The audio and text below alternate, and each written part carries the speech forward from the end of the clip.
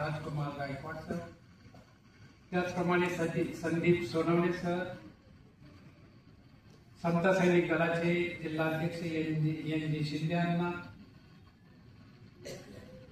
भारतीय बौद्ध महासभेचे खजिनदार राजेश मोरे, महिला विभागाच्या सचिव साजिताई शिंदे, अंतर्गत ऑडिटर वंशिव साहेब, संस्कार विभाग प्रमुख नाईक सर, प्रचार आणि प्रसार विभाग प्रमुख अशोक गायकवाड सर, आरोग्य विभाग प्रमुख डॉक्टर कठाणे साहेब, त्याचप्रमाणे योगा विभाग प्रमुख इंगळे गुरुजी, पर्यटन विभाग प्रमुख बाराती सर, मिलिंद अश्वंत कांबळे सर, वधूवर सूचक विभागाचे प्रमुख राजेश राऊत सर, सर्व पदाधिकारी, सर्व विहाराचे अध्यक्ष आणि ज्यांचा या ठिकाणी आज आपण सन्मान ठेवला होता असे सर्व ज्येष्ठ असे धर्मप्रचारक आणि उपासक उपासिका बंधू भगिनी,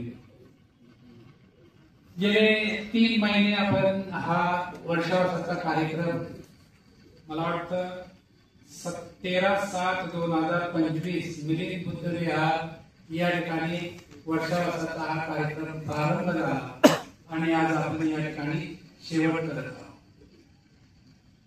तर या 3 महिन्याच्या कालावधीमध्ये म्हणजे जवळजवळ 32 ते 33 प्रवचनांचं विविध अशा पुणे शहरातील विहारांमध्ये नियोजन केलं आणि ते अतिशय यशस्वीरित्या या ठिकाणी पार पडलेलं आहे. त्यामुळे मी या ठिकाणी सर्वात जास्त असं अभिनंदन करेन ते आमचे सचिव संदीप सोनवणे सर, जे म्हणजे या सर्व 33 विहार मला वाटतं त्यांनी जवळजवळ 50 विहाराशी संपर्क साधलेला होता आणि ते म्हटले की अजून बघायचे असेल तर अजूनही आपण अनेक विहार आपल्या वेटिंग मध्ये आहे. तर एवढं कार्य करणारे आमचे संदीप सोनवणे सर असल्यामुळे आम्ही हे सर्व तसं जर पाहिलं तर आता मोटकरे सर 73 वर्ष 74 वर्ष वय आहे आणि तेवढे आता धावपळ करू शकत नाही किंवा आमचे म्हणजे आणि ते तरुण आहेत आणि तरुणांनी जर संस्थेमध्ये जर काम जर केलं तर ते काय होऊ शकतं तर जवळजवळ मला वाटतं ते या संस्थेचा 75% भाग एकटेच घेतात. मला वाटतं रात्री ते या ठिकाणी 11-12 वाजेपर्यंत या हॉलमध्ये काम करत होते दिवसभर आणि या कार्यक्रमाच्या सर्व निमंत्रण पत्रिका वाटणे, तयार करणे आणि सर्व जो सांगितलं 75% काम ते करतात. तर मला वाटतं विशेष आदरणीय विशेष आदरणीय जयसिंगराव कांबळे साहेब यांची म्हणजे आम्हाला आठवण होती परंतु ती आठवण सुद्धा येत नाही इतकं म्हणजे आम्ही अगोदर म्हणायचो की जयसिंगराव आता या ठिकाणी गेले आता कसं काय व्हायचं आपलं विशेष साहेब गेले एवढी धावपळ करणारे कसं काय व्हायचं. तर त्याच्यामधून मग असे कार्यकर्ते तयार होतात. आज संदीप सोनवणे सर, त्यांना तेवढ्याच ताकदीने साथ देणारे राजेश माने सर, त्याचप्रमाणे सर्व आमची अतिशय ऍक्टिव्ह असणारी जी पदाधिकारी टीम जी आहे ती सर्वजण या ठिकाणी काम केल्यामुळे या 3 महिन्याचे सर्व कार्यक्रम अतिशय यशस्वीरित्या आम्ही पार पाडू शकलो. सर्व प्रवचन झाली. एखादं प्रवचन जर एखाद्या विहारातलं कॅन्सल झालं तर लगेच दुसऱ्या ठिकाणी आम्ही ऍडजस्ट केलेला आहे आणि या सर्व विहारांमध्ये जवळजवळ सर्व पदाधिकारी त्या ठिकाणी उपस्थित असायचे. प्रामुख्याने या ठिकाणी मला सांगायचं वाटतं की आमचे श्रामणेर म्हणून नवीनच याच वर्षी जॉईन झालेले आम्हाला भारतीय बौद्ध महासभेमध्ये असे कैलास साळवे साहेब जे श्रामणेर मे महिन्यामध्ये झाले आणि त्यांना या संस्थेमध्ये आलेल्याचा इतका आनंद झाला. जवळजवळ मला वाटतं त्यांनी 90 ते 95% हे सर्व प्रवचनाची जेवढी विहार होती त्या सगळ्या विहारांमध्ये आलेले होते. भास्कर गायकवाड सर त्यांची संपूर्ण कुटुंब होते, सुनंदाताई गायकवाड मॅडम, त्याचप्रमाणे राजेश गायकवाड साहेब हे प्रत्येक विहारामध्ये हजर राहतात आणि त्या ठिकाणी म्हणजे स्वतः हजेरी लावतात. परंतु त्या ठिकाणी फोटोग्राफी किंवा जे काय स्थळचित्र असतील ते घेतात आणि आपल्या ग्रुपवरती टाकतात, म्हणजे कार्यक्रम चालू आहेत आणि असा झालेला आहे, त्याची एक चलचित्र आहे.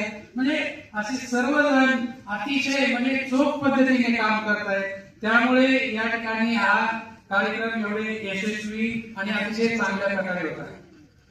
सकाळच्या सत्रामध्ये सर्व जे ज्येष्ठ असे कार्यकर्ते आहेत, जे धर्मप्रचारक आहेत, की मला वाटतं डॉक्टर दैंडे, सिद्धार्थ दैंडे साहेब यांनी सांगितल्याप्रमाणे त्यांनी केलेला जो त्याग आहे, याच्या अगोदरच्या पिढीने जे खपले त्यांनी राबले त्या ठिकाणी, त्यांनी धर्मचळवळ जिवंत ठेवली आणि म्हणून आम्ही हे सर्वजण त्या चळवळीमध्ये काम करू शकतो. त्यांनी जर काम काहीच केलं नसतं तर म्हणजे आम्हाला आता हे हा स्टेज आम्हाला उपलब्ध सुद्धा झाला नसता. म्हणजे आणि म्हणून त्यांच्या प्रती आपण ऋण व्यक्त केलं पाहिजे. म्हणून हा मला वाटतं जे अनेक ज्येष्ठ अशा जे आपले कार्यकर्ते आहेत किंवा जे धर्मप्रचारक आहेत, जे कालकथित आहेत आणि जे अजूनही ज्यांची आता आपण तुम्ही पाहिले असेल त्यांचं वय सांगण्याचं, म्हणजे आपण त्यांना सत्कार देताना त्यांचं वय याच्यासाठी सांगत होतो की ते अजूनही कार्यरत आहेत. त्याच्यामध्ये शिंदे अण्णा म्हणतायत आता त्यांचं वय वर्ष 82 आहे, माझी तब्येत ठीक नाही, तर मला अजून तुम्हाला बरंचसं काय काय सांगायचं आहे. आणि जवळजवळ ते 10 ते 15 मिनिट आता बोलत होते.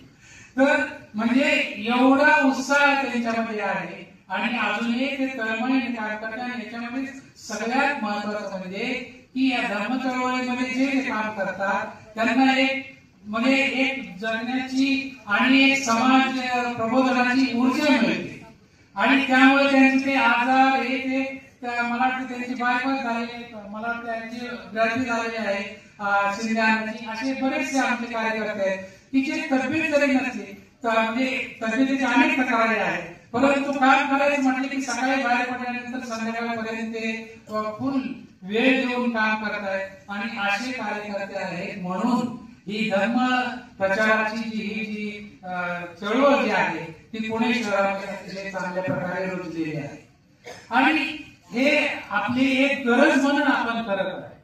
म्हणजे हे आपल्याला कोण सांगत नाही की तुम्ही हे करायला पाहिजे आणि त्यामुळे आणि या ठिकाणी आपल्याला कोणी पैसेही देत नाही की तुम्हाला हे तुम्हाला पगारी म्हणून नेमलेला आहे आणि तुम्हाला 8 ते 10 किंवा 10 ते 5 काम करायचं आहे.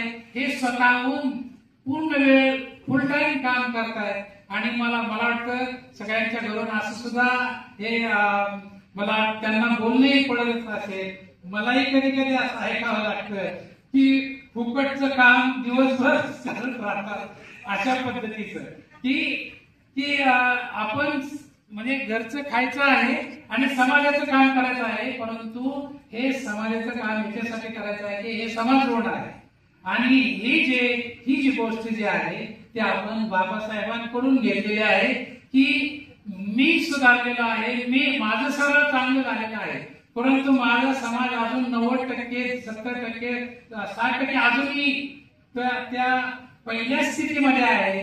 त्यांना काहीतरी आपण वरती आणलं पाहिजे, त्यांच्यामध्ये जागृती केली पाहिजे आणि आपण पाहतच आहोत. म्हणजे आताचा काळ तर गेल्या 10 वर्षापासून मला वाटतं 10 ते 12 वर्षापासूनचा काळ तर फारच बदललेला आहे आणि त्या काळामध्ये आपल्याला असे काही अनुभव यायला लागलेले आहेत की पहिला काळ आता यायला सुरुवात झालेला आहे का, म्हणजे जुना जो आपले आजोबा पंजोबांनी जे भोगलेला आहे ते आपल्या नातवंडांना आणि परतवंडांना भोगावं लागेल का काय, अशी परिस्थिती सध्या हळूहळू सुरू झालेली आहे. आणि याची उदाहरणं आपल्याला पाहायला मिळतात की म्हणजे सर्वोच्च पदावर असणाऱ्या व्यक्तीचा जर तुम्ही अशा पद्धतीने जर अपमान जर करत जर असाल तर सर्वसामान्यांना तुम्ही कुठपर्यंत लेखणार आहात. म्हणजे आणि हे आपण या ठिकाणी हे समजून येतं आपल्याला की त्याच्यावरती जे प्रमुख जे देशाचे जे काय आहे ते त्याच्यावरती एक प्रशब्दही म्हणजे त्याच्यावरती प्रतिक्रिया सुद्धा देत नाही की हे अतिशय निंदनीय अशी गोष्ट आहे, अशी प्रतिक्रिया सुद्धा देत नाही. म्हणजे अशा पद्धतीचं जर हे जर वातावरण जर असेल तर आपल्याला आता हे जे काम करतो आहे ते अजूनही कठीण होत जाणार आहे, परंतु आपण चिवटपणे हे काम करतच राहायचं. या ठिकाणी विहारामध्ये ताईंनी सांगितल्याप्रमाणे रणजिताईंनी सांगितलं त्याप्रमाणे शारदाताई ओवाळ यांनी या ठिकाणी सांगितलं की विहार आहे, परंतु विहारामध्ये जे म्हणजे एकामेकावर म्हणजे नुसतं दोषारोप करून चालणार नाही. हे आपण किती मोठं काम करतोय हे आपल्याला माहित नाही. या ठिकाणी मानपानाचा काय संबंध नाही, की मान आणि पान वगैरे काय नाही. आपल्याला कसं या जास्तीत जास्त लोकांपर्यंत आपली ही धम्म चळवळ रुजवता येईल हे अतिशय महत्वाचं आहे. मला वाटतं आपल्याला फार जागरूक राहावं लागेल, कारण का मला वाटतं आताच वंशी सरांनी सांगितल्या त्याच पद्धतीने अनुभव आम्हाला गेल्या आठवड्यात आला. मला वाटतं आदरणीय भंते यांच्या उपस्थितीत त्याचप्रमाणे आपल्या संघटक जोशीलाताई होत्या, आमच्या विहाराचे अध्यक्ष दीपक माने होते, दीपक गायकवाड त्या ठिकाणी होते आणि एवढे सर्वजण असताना मी तिथे होतो. आणि त्याच्यामध्ये एक मराठा समाजाचा एक कार्यकर्ता त्या ठिकाणी येतो विहारामध्ये. आणि विहाराच्या सर्व धर्मचक्र प्रवर्तन उद्या आहे आणि त्या निमित्ताने आम्ही तयारी करण्यासाठी तिथे उभा असताना मराठा समाजाची एक व्यक्ती येते, फुलाचा एवढा गुच्छ घेऊन येतो, म्हणजे पाकळ्या घेऊन येतात आणि या पाकळ्या मला वाटतं आमच्या हातात दिल्या जातात आणि त्या म्हणतात की उद्या सकाळी मांजरीवरून अशी केशवनगर आणि बुद्धविहार मार्गे अशी समोरून RSS ची ते संचलन जाणार आहे. तुमच्या विहाराच्या समोरून जवळजवळ 7:30-8 वाजता सकाळी उद्या ते संचलन येईल. तर फुलं टाकण्यासाठी तुम्ही सूचना द्या की इथं जमा व्हावा आणि ते आल्यानंतर त्याची फुलं टाका. मला वाटतं अशा पद्धतीचे म्हणजे एवढं धाडस त्यांचं हळूहळू वाढलेलं आहे. जे आलेले जे आहेत ते काय ब्राह्मण समाजाचे किंवा RSSचे नाही, ते गुलामच आहेत. त्यांना समजत नाही आपण गुलाम आहोत, त्यांना वाटतं आपण फार मोठं काम करतो आहोत आणि अशा पद्धतीचं हे कार्य सध्या चालू आहे. आणि त्या निमित्ताने आपण दुसऱ्या समाजाला या ठिकाणी सुधारण्याचा जास्तीत जास्त प्रयत्न करतोय की आपल्या कार्यक्रमाला दुसरे समाजाचे आले पाहिजे आणि मग त्यांचं प्रबोधन झालं पाहिजे. सगळ्यात महत्वाचा प्रश्न असा आहे की आपल्याच लोकांचं प्रबोधन अजून 100% नाही, 60% सुद्धा झालेलं नाही, 50-60% सुद्धा झालेलं नाही. विहाराची जर संख्या जर पाहिली की विहारात या ज्यांनी आता या 3 महिन्यामध्ये जे प्रोग्राम ठेवले त्याच्यामध्ये ग्रंथ वाचन हा एक आपला कार्यक्रम असतो. त्या वर्षावासाच्या कार्यक्रमामध्ये आदरणीय भंतेंनाही माहित आहे आणि आपणही आपापल्या विहारामध्ये ठेवला असेल की ग्रंथ वाचनासाठी किती लोक येतात. लोक येतच नाही. तर अशा पद्धतीने म्हणजे ते स्वतःही भ्रमामध्ये आहे की आमचं चांगलं झालेलं आहे, आता काय विहाराकडे जाण्याची काय गरज नाही, यांचं प्रबोधन काय ऐकण्याची गरज नाही, आमची मुलं आता शिकलेली आहेत, नोकरी लागलेली आहे, खाण्यापिण्याचं आमचं संपलेलं आहे. परंतु पुढच्या पिढीचं काय होईल याची त्यांना अजूनही अंदाज नाही. तर अशा अनेक गोष्टी ज्या आहेत ते या ठिकाणी घडून येत आहे. तर आपण अतिशय जागरूक राहिले पाहिजे. या धम्म चळवळ चालू असताना म्हणजे आपण करत असताना ती आपण म्हणजे सध्या त्याला आर्थिक पाठबळही लागते. म्हणजे आता हे सगळं आजचा कार्यक्रम करायचं जर म्हटलं तर जवळजवळ 70-80 हजार रुपये या ठिकाणी लागलेले आहेत. आता हे 70-80 हजार आपल्याकडे कुठून आपल्याला उत्पन्न येणार आहे, सगळे दानावरती चालत आहे. तर अशा प्रकारे आपल्याला दान ही दिलं पाहिजे. परंतु सध्या तरी ही भारतीय बौद्ध महासभा किंवा आपली जे धार्मिक चळवळ जी चालू आहे ती मला तर असं वाटतं म्हणजे माझा हे असं आहे की जे पेन्शनर लोक जे आहेत, जे गव्हर्नमेंटमध्ये काम केलेले आहेत, जे गव्हर्नमेंटमध्ये काम केले पेन्शनर आहेत, असेच लोक धर्म चळवळीमध्ये आहेत ज्यांनी म्हणजे जास्तीत जास्त आणि मला वाटतं तेच या धम्म चळवळीचे जवळजवळ जास्त करून दाते आहेत. तर अशा प्रकारे आणि ही जर पिढी मला वाटतं पेन्शन सुद्धा आता संपणार आहे. जर पेन्शनर पिढी जर संपली तर धम्म चळवळीला आर्थिक मदत करणाऱ्यांची संख्या हळूहळू कमी होत जाणार आहे आणि मग नुसती म्हणजे धम्म चळवळ राहणार नाही, फक्त जयंती एक बाबासाहेबांची जयंती करायचे, नाचायचं, हे करायचे, अशाच पद्धतीचं हे राहणार आहे. तर मला वाटतं आपण अशा प्रकारे म्हणजे वर्षावासाच्या निमित्ताने आपण सर्व एकत्र येऊन ही धम्म चळवळ किंवा हे वर्षावासाच्या निमित्ताने अनेक गोष्टी आपण या ठिकाणी समाजासाठी केलेल्या आहेत. वर्षभर काही अनेक कार्यक्रम आपण करतच आहोत आणि त्या माध्यमातून बौद्धाचार्य सुद्धा या ठिकाणी कार्य करत आहे. बौद्धाचार्य वाढत आहे आणि गेल्याच आठवड्यामध्ये म्हणजे जे वर्षावासाचे एक प्रवचन आमचं शिरूर तालुक्यामध्ये असतं, तर रामलीन या ठिकाणी गेलो होतो. त्या ठिकाणी सुद्धा बरेचसे उपासक उपासिका त्या ठिकाणी आले होते. ते म्हणजे आमच्याकडे विहार मोठे आहे, परंतु धर्म चळवळ एवढी काय अजून चालत नाही. म्हणजे खेड्यापाड्यांमध्ये धर्म चळवळ अजून एवढी म्हणजे पूर्णत्वाला अजून पोहोचलेली नाही, किंवा प्रबोधन करणारे लोक कमी पडतात. अशा पद्धतीचं ही आहे आणि त्या माध्यमातून आम्ही जास्तीत जास्त हळूहळू खेड्यामध्ये सुद्धा जाण्याचा प्रयत्न या ठिकाणी करतो आहोत. तर जर बोलवलं तर जवळपासची जी खेडे आहे त्या खेड्यात, शहरांमध्ये आपण हे सगळे विहार वगैरे या माध्यमातून करतो, परंतु खेड्यामध्ये परिस्थिती अजून जास्ती आहे. तर मला वाटतं खेड्यांमध्ये सुद्धा आपल्याला गेलं पाहिजे आणि या माध्यमातून आपण या ठिकाणी अनेक या ठिकाणी प्रवचनकार आहेत, त्या प्रवचनकारांच्या माध्यमातून ही आपण चळवळ चालवतो. म्हणजे बौद्धाचार्य आहेत, पण बौद्धाचार्य हा प्रवचनकार असतोच असं नाही, ते विधी घेऊ शकतात, परंतु समोर त्यांचं प्रबोधन सुद्धा झालं पाहिजे. या माध्यमातून त्यांनी वाचन केलं पाहिजे आणि प्रबोधन सुद्धा केलं पाहिजे. तर या 32 अशा या कार्यक्रमासाठी म्हणजे जे व्याख्यान आहेत याच्यासाठी ज्यांनी अतिशय अमूल्य असा वेळ दिला, अभ्यास केला आणि अभ्यासपूर्ण अशी व्याख्याने दिली, त्यांचंही या ठिकाणी मी आभार मानतो. आणि पुढच्या वर्षी अजून अतिशय जोमाने हा आषाढ पौर्णिमा ते अश्विन पौर्णिमा हा आपण कार्यक्रम पार पाडूया. वर्षभरही वेगवेगळे होत आहेत. मला वाटतं बौद्धाचार्य प्रशिक्षण दरवर्षी प्रशिक्षण किंवा मार्गदर्शन शिबिर आणि आताच नाईक सरांनी सांगितल्याप्रमाणे सर्व बौद्धाचार्यांना पाली भाषेचं ज्ञान अवगत झालं पाहिजे. त्या निमित्ताने त्यांचेही क्लास मला वाटतं पाली भाषेचे ठेवणं, परंतु सर्वात महत्वाचं म्हणजे आपण सर्व करायला तयार आहोत. बौद्धाचार्यांनी किंवा प्रचारक जे आहेत त्यांनी उपस्थित राहणं हे अतिशय महत्वाची गोष्ट आहे. तर सर्वांनी या ठिकाणी सकाळपासून वेळ दिला, आमच्या विनंतीला मान दिला. मला वाटतं आमच्या केशवनगरचे सुद्धा 8-10 प्रतिनिधी या ठिकाणी आले. विहाराचे अध्यक्ष सुद्धा आले, खजिनदार आहेत, त्याचप्रमाणे उपासिका आहेत, उपासकही येऊन गेले. त्या सर्वांनी माझ्या विनंतीला मान दिला, या ठिकाणी आले, त्यांचाही मी आभार मानतो. आपल्या सर्वांचं या ठिकाणी आभार मानतो. एवढ्या उशीरपर्यंत आपण वेळ दिला त्याबद्दल आणि या ठिकाणी सांगतो जय भीम, नमो बुद्धाय.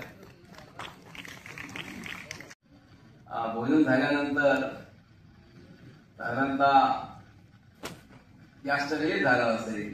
काही लोक निघून गेली, काही थांबलेल्यांचं अभिनंदन, गेलेल्यांचं सुद्धा अभिनंदन. पण या ठिकाणी विश्वस्त अध्यक्ष म्हणून या ठिकाणी पदाधिकारी जाहीर करतो की पुढच्या वर्षीपासून थोडा कार्यक्रमात बदल करूया. तो बदल असा की 3 वाजता कार्यक्रम आपला संपला पाहिजे, वर्षावा समाप्तीचा, आणि 3 नंतर जेवण भोजनाचा कार्यक्रम संपल्यानंतर 4 वाजता पूर्ण येईल कार्यक्रम आपला. 3च्या आत पूर्ण कार्यक्रम आपला पूर्ण संपल्याची नियोजनाची पद्धती पुढच्या वर्षी संस्थेच्या प्रमुखांनी करावी अशा पद्धतीची विनंती आहे. जेवण झालं की कार्यक्रम संपला या पद्धतीची कार्यवाही पुढच्या वर्षी सुरू करावी. त्याचा अनुभव आपल्याला दिसत आहे की लोक थांबत नाही इतका वेळ, आणि भूमिका स्वीकारून हा बदल करावा अशी विनंती आहे. दुसरा, यावर्षी माझ्या डोक्यामध्ये कल्पना आहे, मागच्या वर्षी सुद्धा आहे होती, की ज्याने या संस्था उभी केली ती भारतीय बौद्ध महासभा पुणे. ही संस्था ज्याने उभी केली, ज्याने माझ्या पाठीमागे खंबीरपणे उभे राहिले ती 35 वर्षापासून, आणि त्या दृष्टिकोनाचा विचार केला की ज्या 1957 थोडी मतभेद झाली संस्थेमध्ये की जे मातृसंस्था आपण अजूनही म्हणतो की बुद्धिस्ट इंडिया एक खुशी का सहज खुशी की मला वेदना आहे, मला दुःख होत आहे. तुम्ही समोर बसलेले असणार, मी या ज्या विचारमंडळावर बोलत आहो, मला दुःख होत आहे हे झाड मोठं केलं, मला आनंद होत आहे हे झाड मोठं झालं. याचं उत्तर मी जाहीर पण देणार नाही. याचं उत्तर माझ्याशी संवाद साधताना संवादाला वैयक्तिकरित्या मग त्याचं उत्तर आपल्या समाजाला मिळेल. आणि म्हणून ही संस्था काय, या संस्थेच्या पाठीमागे भक्तपणे ज्यांना सत्कार केला आम्ही, आता ते सत्कारार्थी मूर्ती आम्ही माझ्या पाठीमागे तुला उभे राहिले याची सुद्धा भूमिका त्यांना सुद्धा माहिती आहे प्रत्येकाला. आणि या दृष्टिकोनातून ही संस्था उभी करण्यामध्ये ज्याने ज्याने मोठा वाटा घेतला, ज्याने ज्याने माझ्या पाठीमागे खंबीरपणे उभे राहिले, ते माझ्यासमोर डोळ्यासमोर उभे राहिले आणि त्यांचं मी या सन्मानपूर्वक आम्ही सन्मान केला. तर कुटुंब परिवारासह आले त्याचं सुद्धा मी अभिनंदन करतो. मला आनंद झालेला. आणि ही संस्था मोठी करायची आहे, अजून मोठी करायची आहे, अनेक उच्च महाराष्ट्रात न्यायचं आहे. तुमच्या सामर्थ्याने, तुमच्या शक्तीने आणि जागा निश्चित आहे. हे माझं एक स्वप्न आहे. याच्याकरता म्हणतो स्पर्धा नाही तर मी अजूनही संदेश पाठवलेले आहे. मार्ग काढा. मार्ग काढल्यानंतर पुणेचा जो प्रोजेक्ट आहे 6 महिने महाराष्ट्र 1 नंबरचा, तो मार्ग काढण्याकरता तुम्ही प्रयत्न करा. मी समाजाला जाहीर बोललेला आहे, अजूनही नाही बोलतो. पण मात्र ही भारतीय गोदवा पुणे ही संस्था स्वतंत्र राहणार आहे आणि पुणेकरांच्या पाठिंब्याने राहणार आहे अशा पद्धतीने सुद्धा मी बोलायचा प्रयत्न करूया. आणि त्यामुळे तर हे आज महाराष्ट्रामध्ये या संस्थेचं काम प्रत्येक माणूस म्हणतो की भारतीय गोदवा पुणे या संस्थेच्या माध्यमातून तुमचं काम चालणं सुरू आहे. बस शाबासकी मिळाली आहे समाजाची. मला आनंद आहे त्याचा. आपल्या सर्वांच्या सहकार्याने हे काम होत आहे. आणि या पद्धतीनं आपण सर्वजण या ठिकाणी कार्यक्रम आहात. वर्षभर आपण नागभूमीला कार्यक्रम होतात, ते विहारात कार्यक्रम होतात. आपल्या संस्थेशी साधारणतः फक्त वर्षावर्षामध्ये 40-45 विहारांमध्ये जाऊ शकतो. पण आपल्या पाठिंब्याचे प्रामुख्याने 100 विहार आपल्या पाठीमागे उभे आहे. हे ताकद आहे की नाही? आहे ताकद आहे. तरी पण आम्हाला याचा काही गर्व नाही, याचा काही मला अहंपणा नाही. कारण हे काम करण्याची पद्धत, काम करण्याचं नियोजन आणि म्हणून लोक विश्वास ठेवतात. या दृष्टिकोनातून हे झाड, या संस्थेचा हा वृक्ष हा मोठा होत आहे तुमच्या सर्वांच्या सहकार्याने. प्रामुख्याने मी परवा थोडा एक विषय आठवतो. गंगापूरमध्ये 2 ऑक्टोबरला मला बोलावलं पाहुणा म्हणून आणि साधारण 150 लोक होती. धम्मचक्र प्रवर्तन घेण्याच्या निमित्तानं 2 ऑक्टोबरला. आणि त्यावेळेस मी काय केलं, 15 ऑक्टोबर 1956 डॉक्टर बाबासाहेब आंबेडकरांचं भाषण त्या ठिकाणी सुरू केलं. बस त्याच्या काही मी सांगितलेलं नाही. त्यामध्ये इथं समाजाची लोक होती, मला माहित नाही, सहकार्य मला कल्पना दिली नाही. पण नंतर जाहीर केलं की आम्ही सर्व समाज एकत्र आहोत, आम्हाला सर्वांना सामावून घ्यायचं आहे. आणि त्या पद्धतीनं ज्यांचे अध्यक्ष होते त्यांनी त्या ठिकाणी निषेध केलं, मांडणी केली. मग नंतर माझ्या लक्षात आलं की या ठिकाणी सर्व समावेशित समाज असलेला. पण मी काय बोललो, माझ्या समाजाकरता बोललो. मला हा समाज आहे त्याच्याकरता नाही बोललो. कारण डॉक्टर बाबासाहेब आंबेडकरांनी 1956 साली फक्त 85 प्रतिशत दिलं असतं आणि 22 प्रतिज्ञा दिल्या नसत्या तर मग का हा आता आजच्या या समाजाने कार्यकर्त्यांना प्रश्न विचारला असता की त्रिशरण 85 देऊन आम्हाला धम्म्यापेक्षा दिली, 22 प्रतिज्ञा दिल्या कुठं? आणि म्हणून 22 प्रतिज्ञा देऊन सुद्धा प्रश्न समाज आम्हाला विचारतो की सर्व धर्म समभाव ही भावना डॉक्टर बाबासाहेब आंबेडकर अभिप्रेत नव्हती. एकोणीसशे सर्व धर्मांचा त्यांच्या लढला, त्यांनी त्यांचे धर्म पाळावे. सर्व धर्म समभाव हा सिद्धांत बाबासाहेबांचा असता तर आम्हाला तपश्चर्या करून 21 वर्षे त्याचे चिंतन म्हणून बौद्ध धर्म आम्हाला दिला असता का, हा प्रश्न महत्वाचा आहे. आणि म्हणूनच हा धर्मच विशिष्ट आहे, हा धर्मच वेगळ्या पद्धतीचा आहे, हा मार्गच तथागतांचा मार्गच हा प्रगतीचा आहे, विकासाचा आहे, माणसाच्या मानसिकता धर्म आहे. आणि म्हणून डॉक्टर बाबासाहेब आंबेडकरांनी निवडून आम्हाला तुम्हाला धर्म दिलेला आहे. आणि सर्व धर्म सभा म्हणू शकतो आपण. खराब होत असेल तर हा म्हणू शकणार आहे. आणि मग त्यावेळी मी वाक्य का केलं, फक्त एकच केलं की ताळीवर 28 वर्ष आलो. समोरच हा मोठा मी मांडला नाही ठिकाणी, समोरच आमच्या गणपती बसायचा, अजूनही बसत आहे. त्यामुळे माझा एक संघर्षी मुलगा 8वीला होता आणि तो मुद्दा मी जाहीरपणे सांगितलं की जेव्हा माझा मुलगा रोडवर जायचा त्यावेळेस राधेश्याम शर्मा म्हणून एक चांगले जनताचे एक जनता दलाचे कार्यकर्ते होते. आणि त्याने माझ्या मुलाला बोलावलं वयाच्या 8व्या वर्षी की ये गणपती समोर. माझ्या मुलाने काय उत्तर दिलं, फक्त एकच उत्तर दिलं, माझ्या बाबाला आवडत नाही आवडत.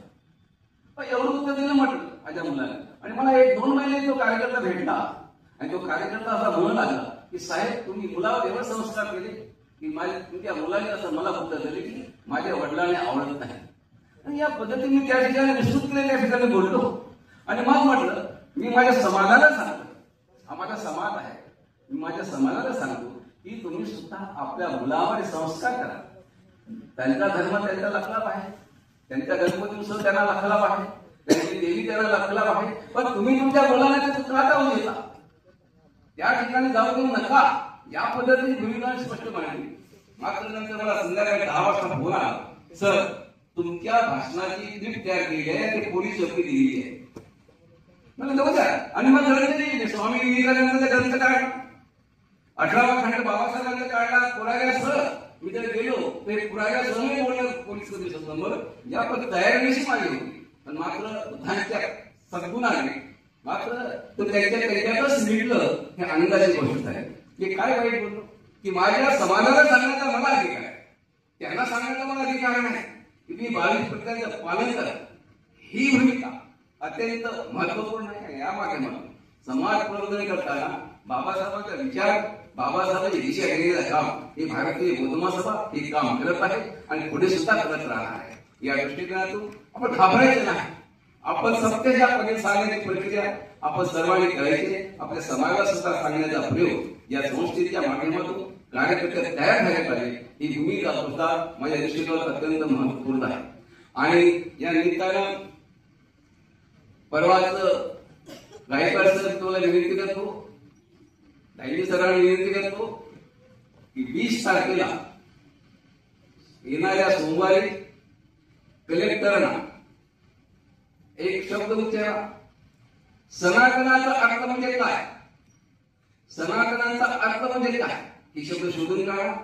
प्राईम मिनिस्टर आणि राष्ट्रपतींना आपण पत्र पाठवल्या संस्थेच्या वतीनं 3 वाजता कलेक्टरला भारतीय बौद्ध महासभा पुणे या संस्थेच्या वतीने निवेदन देण्याकरता आपण सध्या राहायच्या सोमवारी 20 तारखेला 4 वाजता हे निवेदन द्यायचं आहे. त्याचे इंग्लिशमध्ये निवेदन करा राष्ट्रपती आणि प्राईम मिनिस्टरला. सनातनाचा अर्थ काय होतो, बुद्धाच्या दृष्टीने सनातनाचा अर्थ काय होतो याचं उत्तर आम्हाला पाहिजे. संस्थेला स्पष्ट लिहायचं, सरकारला विचारा, राष्ट्रपतीला विचारा सनातनाचा अर्थ काय होतो आणि त्या सनातनाचा अर्थ काय होतो.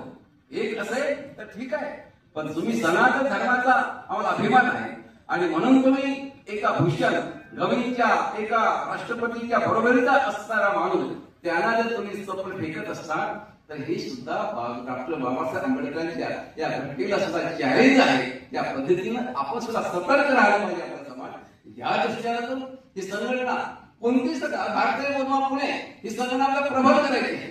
हे युनिट प्रबळ करायचं आहे. बुद्धिस्ट सोसायटी इंडिया त्यांनी ती प्रबळ करायची आहे.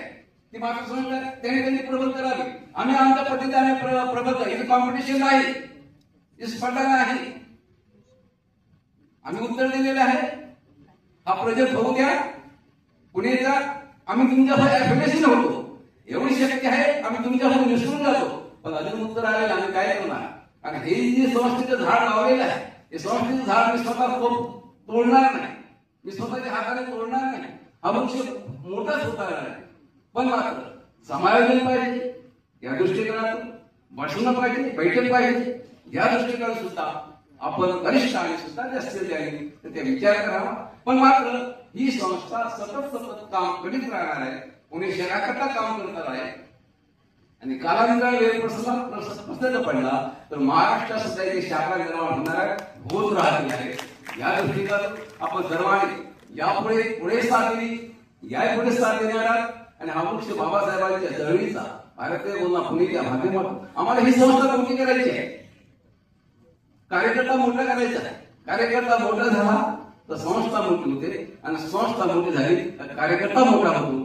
एकमेकाचे कार्य अवलंबून आहे आणि या दृष्टीने आपण सर्वजण आला, या संस्थेला तुम्ही ताकदीने धीर दिला आणि या माध्यमातून थोड्याच कालावधीमध्ये असे साकार आहे की प्रोजेक्ट भारतीय बोला पुणेचा नागभूमीचा एक श्रद्धापूर्वक बोला, तुम्ही सर्वांनी बोला, हा विकास झाला पाहिजे. सकारात्मक प्रभावामध्ये तुमच्या मत सकारात्मक होते या संस्थेविषयी. याच संस्थेविषयी तुमच्या मनामध्ये सकारात्मक भूमिका असेल ना प्रोजेक्ट होऊ शकतो. जर नकारात्मक असेल तर मात्र प्रोजेक्ट होणार नाही. आणि सकारात्मक ही साथ होते या दृष्टीकोनातून मला निश्चित माहिती आहे. प्रत्येक भारतीय बोलण्याचा कार्यकर्ता, आम्हाला मानणारा कार्यकर्ता, सवलत असणारा कार्यकर्ता, उपासक असेल तो उपासकाने श्रद्धापूर्वक बोलावं की नागभूमीचा प्रोजेक्ट हा झाला पाहिजे. ही भूमिका स्पष्ट समाजामध्ये मान्य करावी. 4 माणसांमध्ये बसावं की ही भूमिका पुणेची जागा आहे, पुणेचा प्रयोग झाला पाहिजे. अशा पद्धतीची भूमिका पेरा तुम्ही समाजामध्ये पेरणी करायची. या दृष्टीने तुम्हाला सर्व कार्यकर्त्यांना मी विनंती करतो आणि सर्वांना सप्रेम जय भीम.